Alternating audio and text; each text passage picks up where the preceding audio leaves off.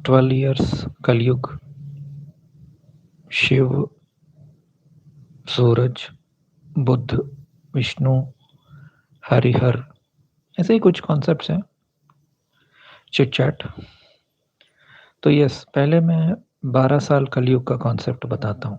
Okay, वैसे तो ये यूनिवर्सली एक्सेप्टेड नहीं है, लेकिन as per Purana, Narad Purana, I think Skanda Purana में भी युग, द वर्ड युग का मतलब है 5 साल। Okay, just 5 years. और इनफैक्ट युग में हर साल का एक नाम भी है, विष्णु, शिव, ऐसे करके नाम भी है इनफैक्ट हर 5 साल के। तो 5 इंटू 12 60 इंटू 2 120। ओके, क्योंकि ये जो 12 साल का जो कॉन्सेप्ट है, it is related to Jupiter. Okay, अगर हम प्योर महाभारत के हिसाब से जाएंगे तो वो 12,000 दिव्य वर्ष उन्होंने बोला है। इवन जैनिज्म या हाँ, शायद जैन नहीं, ज़ोरास्ट्रियनिज्म, कल रोड़ा जी बता रही थी ग्रुप में कि इवन ज़ोरास्ट्रियनिज्म में भी 12,000 साल का महायुग का कॉन्सेप्ट है। लेकिन जो मैं बता रहा हूँ ये 12 साल का जो नीश है, नीश का मतलब है कि कुछ लोग को ही पता है या जानते हैं, मानते हैं। और इसमें वाल्मीकि रामायण के टाइम पे जो कैलकुलेशंस था वो अलग हैं, महाभारत के टाइम पे जो कैलकुलेशंस हैं वो अलग हैं। जो भी आ रहा है कंफर्म कर सकता है कि आवाज़ आ रही है कि नहीं। ओके, प्लीज़ कंफर्म, आवाज़ आ रहा है कि नहीं। तो ये सुनील शिवरन जी का बुक में लिखा है, और मुझे इसलिए सही लगा, मतलब एक पर्सपेक्टिव से, कि क्योंकि मैंने भी सेम आर्टिकल लिखा था 20-25 साल पहले बृहस्पति पे, जुपिटर पे। और थैंक यू, थैंक यू। तो 20-25 साल पहले मैंने एक आर्टिकल लिखा था जुपिटर ट्रांसिट्स, उसको मैंने बुक में कन्वर्ट भी कर दिया। छोटा सा बुक है, 20-25 पेजेस का ही छोटा सा बुक है, क्योंकि वो आर्टिकल था। तो उसमें मैंने बताया था कि एज पर नारद पुराण युग इज 5 ईयर्स। मैंने लिखा था लेकिन मैंने उसके ऊपर ज़्यादा रिसर्च नहीं किया। मतलब नारद पुराण में है 5 साल है, एंड एक जोवियन साइकिल 60 साल का होता है, प्रभवा विभवा शुक्ला ऐसे करके 60 साल आते हैं, राइट। विरोधिकृत, विश्ववासु, ये विश्ववासु ये सब इसलिए इम्पोर्टेंट है क्योंकि भविष्य मालिका और कालज्ञानम दोनों में इन्हीं संवत्सरों का नाम लिया जाता है। ओके, सो कालज्ञानम में बोला है कि विश्ववासु नाम साल में कल्कि जी का जन्म होगा। सेम भविष्य मालिका में भी विश्ववासु सबरे बहरे ऐसे करके ओरिया में कुछ लिखा है। Okay, so that is what. तो ये 60 साल का जो साइकिल है बहुत इंपॉर्टेंट है, लेकिन इसमें बहुत इंपॉर्टेंट पॉइंट यह है कि 5 साल का एक युग होता है, 120 साल का महायुग होता है, 2 जोवियन साइकिल्स। तो इसमें महायुग इस 12,000 साल भी नहीं है। वैसे तो लोग अभी भी बहुत फेमस स्कॉलर्स हैं जिनको बहुत डीप संस्कृत आता है और शोज़ भी करते हैं टीवी में, जैसे आंध्रा में है जी नरसिम्हा राव करके, वो भी ऐसे ही 4,32,000 साल वाला आंकड़ा देते हैं। ओके, तो मैं उसको घटा के 12,000 साल कर दिया क्योंकि मेरे पास प्रूफ है, प्रमाण है कि महाभारत में ऐसा लिखा है। और वो दिव्य वर्ष नहीं है, दिवी वर्ष है। दिवी का मतलब है सूरज, दिवी रात्रुलु ऐसे बोलते हैं। दिवी मतलब डे, दिवी इट्स अ रूट वर्ड। दिवी से ही देव और सूरज आए, सूरज एक देव है। ओके, एंड देन रात्रि, रात्रि तो पता है, अहोरात्रि भी बोलते हैं, अहोरात्रुलु ऐसे करके बोलते हैं।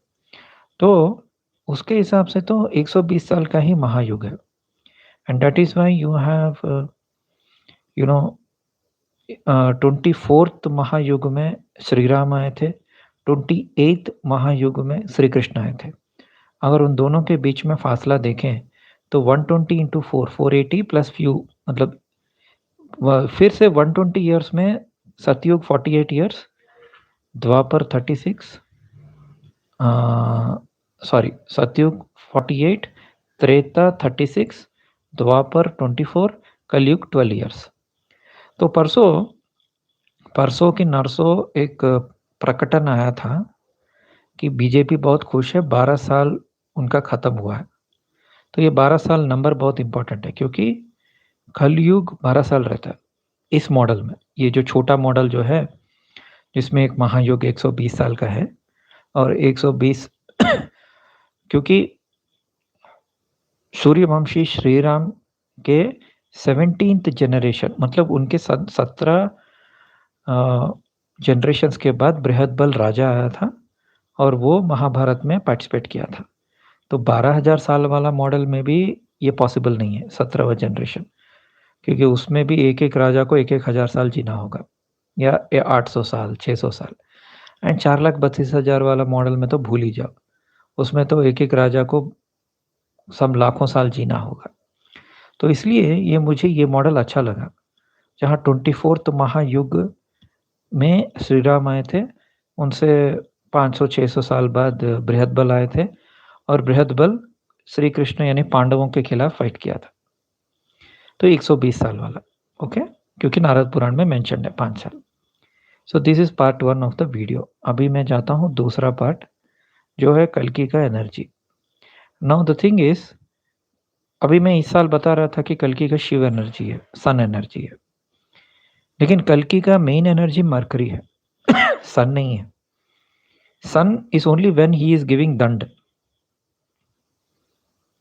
क्यों? क्योंकि एज़ पर ग्रह देवता and as per even Purana also, सिर्फ विष्णु एक लेडी फॉर्म में आता है, राइट?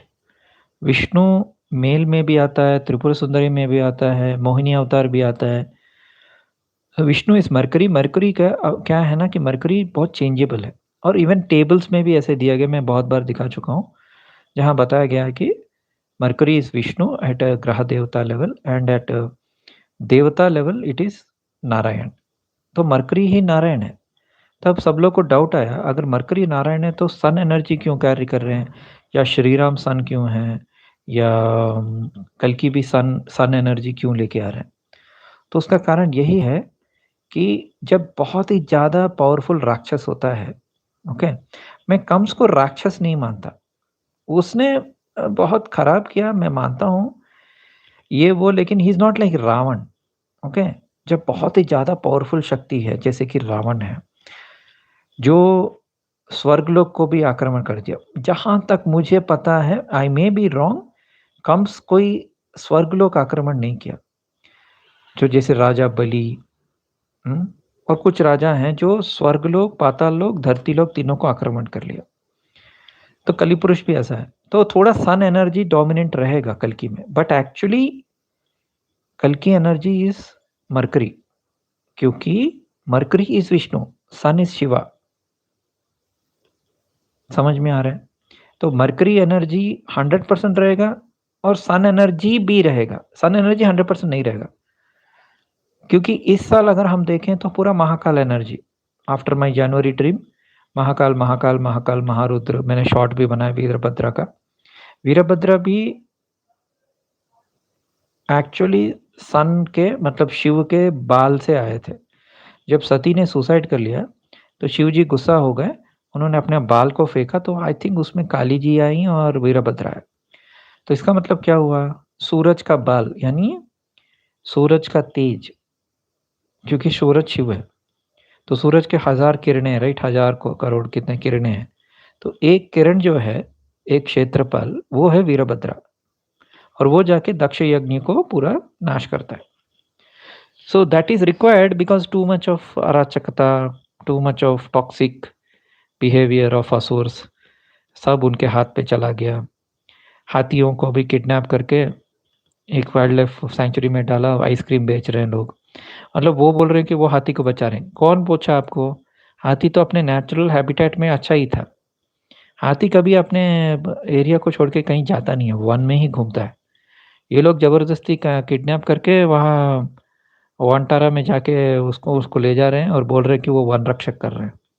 फ्यूचर में पानी भी मतलब कॉम्प्लेक्स बना रहे हैं। बेसिकली आपने कल्कि 2898 में देखा होगा कि कॉम्प्लेक्स है। तो कॉम्प्लेक्स का मतलब क्या है? सिर्फ़ आपके पास 1 मिलियन यूनिट अभी तो ऑलरेडी है। जैसे कि अगर आपको हाउसिंग सोसाइटी में रहना है, अपार्टमेंट्स में रहना है, तो आपको मेंटेनेंस फ़ीस देना है, रेंट भी बहुत ज़्यादा रहता है। तो सिर्फ़ वो लोग जो 40, 50, 60 हज़ार रेंट दे सकते हैं, बैंगलोर में बता रहा हूँ, जैसे मैं दे रहा हूँ, ओके? वो भी जब तक मैं ज़िंदा हूँ, थोड़ा पैसा है तो मैं दे सकता हूँ, वरना पता नहीं। एंड मेंटेनेंस भी, राइट? 3000 प्रति महीना, फिर ये वो इलेक्ट्रिसिटी ये सब। सो 60-70 हज़ार ऐसे ही खर्चा हो जाता है। तो बाकी लोग कहाँ रहेंगे? आप समझ रहे हैं? तो ये लोग मेगा कॉम्प्लेक्स बना रहे हैं, अंबानी, अडानी ये सब। तो अडानी को कोल दे दिया, अडानी को पोर्ट दे दिया, अंबानी को पेट्रोल दे दिया। तो अभी अंबानी ट्राई करेगा कि पेट्रोल का रेट कितना होना चाहिए इंडिया में। अडानी तय करेगा कि कोल का रेट कितना होना चाहिए। मतलब देश को 2 कोक विकोक को बेच बेच दिया बेसिकली। मतलब टेक्नोक्रेसी हो गया इंडिया, डेमोक्रेसी नहीं रहा। जहाँ सिर्फ़ रिच पीपल ही एन्जॉय कर रहे हैं। आप देखो वो कभी माल्दीव्स जाते हैं या ये करते हैं, तो यही हाल हुआ था असुरों का भी, इवन देवताओं को भी जो मतलब ज़्यादा एन्जॉय कर रहे थे। तो जब भी अधर्म बहुत ज़्यादा अधर्म का मैंने डेफ़िनिशन दिया था कुछ दिन पहले। मैंने क्या दिया था धर्म का डेफ़िनिशन? आपके भाग्य का हिस्सा जो है, आप उसको ले रहे हो या आपको मिल रहा है वो ठीक है। मतलब मेरे भाग्य के हिसाब मान लीजिए 50 लाख है, 1 करोड़ है। पूरा लाइफ़ टाइम या सडनली अगर लॉटरी भी लग गया, कितना भी करो, 10 करोड़ लॉटरी लग गया, शायद वो मेरे भाग्य में लिखा है। लेकिन मेरे भाग्य में 1000 करोड़ कभी नहीं लिखा रहेगा, किसी के भी भाग्य में 1000 करोड़ नहीं लिखा रहेगा। क्योंकि नेचुरल रिसोर्सेज़ जो हैं, वो सबके लिए हैं। ऐसा नहीं कि कोल अदानी का है या पानी अंबानी का है या पेट्रोल अंबानी का है या ईरान का है। वो उसी के लिए उसको नेचुरल रिसोर्स बोलते हैं। वो सिर्फ़ गवर्नमेंट क ले सकता है, गवर्नमेंट उसको बिक्री कर सकता है। ऐसा नहीं है कि मैं कोई प्राइवेट कंपनी को दे दूँ। तो ये अधर्म है मेरे हिसाब से, क्योंकि मेरे भाग्य में अगर कितना भी करे 10 करोड़ 50 करोड़ तक रहेगा, किसी का भी, इवन फ़िल्म स्टार्स का मैं बता रहा हूँ। लेकिन वो लोग क्या कर रहे हैं, वो अधर्म कर रहे हैं। और ऐसा भी नहीं है वो दान कर रहे हैं, फिलैंथ्रोपी करके 1-2 अनाथ आश्रम खोल देंगे, उसमें भी कुछ क्या बोलते हैं टैक्स फ्री इनकम दिखाने के लिए। तो ये पूरा दुनिया में ऐसा सिस्टम चल रहा है, जहाँ गरीब और गरीब होते जा रहे हैं। पहले भी गरीब गरीब ही थे, लेकिन अभी कुछ ज़्यादा हो रहा है एंड दिस इज़ हैपनिंग। सो इसके लिए कल्कि का एनर्जी जैसा है वो इट कांट बी मरकरी, मतलब मरकरी उनका कोर नेचर है मरकरी, राइट? मतलब चेंजेबल नेचर, कभी लेडी अवतार भी लेके आ गए, भस्मासुर को मारने मोहिनी अवतार एंड ऑल दैट। लेकिन इस बार कल्कि में सन एनर्जी ज़्यादा रहेगा, क्योंकि सन इज़ शिव और शिव शिव अपना बाल को फेंकता है नीचे, तो वो वीरभद्र बन जाता है। दैट इज़ व्हाई इस साल आउट ऑफ सिलेबस कल्कि he became more like Virbhadra, more like Shiv, Rudra Tandav and all that. हाँ, ये बात का दुःख तो है कि कॉमन मैन बहुत सफ़र कर रहा है। अभी देखिए इज़राइल लेबनान को कितना तंग कर रहा है, परेशान कर रहा है। सीज़ फायर साइन करने के बाद भी अपना झंडा गाड़ रहा है पैलेस में, फोर्ट में, लोगों को बेरहमी से मार रहा है, ओके? गाज़ा में पहले बहुत मारा था, अभी पूरा लेबनान को मार रहा है। कितना भी नफ़रत क्यों ना हो, एक कॉमन मैन क्या कर रहा है? डॉक्टर क्या कर रहा है? वो लोग डॉक्टर लोगों को मार रहे हैं, बच्चों को मार रहे हैं। मतलब उनके लिए साउंड आ रहा है ना?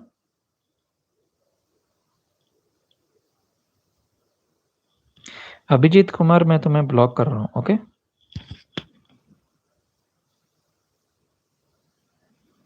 पता नहीं है मुझे, बट शिवम शर्मा जैसा लगा थोड़ा। क्या पता शिवम शर्मा ही अभिजीत कुमार बन के आके, क्या तू पैसा कमाना चाहता है, कॉम्प्लेक्स में जाना चाहता है, ऑल दैट।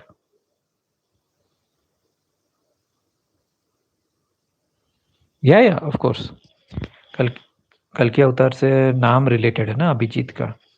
अभिजीत का मतलब ही कल्कि है, क्योंकि मैंने डिकोड किया था कि कल्कि अवतार का जन्म होगा अभिजीत नक्षत्र में, जो 27 नक्षत्रों में नहीं है। वो आउट ऑफ सिलेबस है, 28th नक्षत्र। बेसिकली उत्तराषाढ़ और श्रवण के बीच का नक्षत्र बोलते हैं अभिजीत, क्योंकि कृष्णा ने हिंट दिया था श्रीमद् भागवत पुराण में कि अमोंग नक्षत्रस आई एम अभिजीत, तथा अभिजीत मार्गशीर्षो हम, मतलब महीनों में मैं नवंबर, दिसंबर हूँ। अभी देखिए सुमेध है। सुमेध जो राधा कृष्णा सीरियल में एक्ट किया, he is November born. Saurabh Jain December born. तो 2 वहाँ आ गए मार्गशीर्ष मास। फाल्गुन मास मार्च में सर्वदमन बनर्जी, मोर सॉफ्टर एनर्जी। मतलब सर्वदमन बनर्जी को देखने से ऐसा नहीं लगेगा कि वो सुदर्शन चक्र चलाएगा।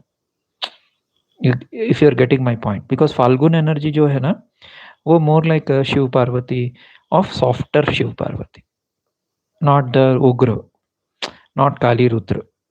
फाल्गुन का मतलब ही फल है, फल गुण, फल है। लास्ट महीना होता है ना फाल्गुन मास, फिर चैत्र मास आ जाता है। तो फाल्गुन मतलब स्प्रिंग सीजन, ठंडी हवा चल रही है, ना सर्दी है ना गर्मी है, अच्छा मौसम है। It is more like Raslila. And again autumn energy भी वैसा ही रहता है, लेकिन ये वाला थोड़ा बेटर रहता है। फ़ेब्रुअरी मार्च बोलते हैं उसको, माघ और फाल्गुन। तो उत्तर फाल्गुनी जो नक्षत्र है, जैसे मेरा उत्तर फाल्गुनी, वो that is related to soft energy of Krishna. It is actually Arjun ji का जन्म नक्षत्र है। अर्जुन, महाभारत के अर्जुन उत्तर फाल्गुनी उनका जन्म हुआ।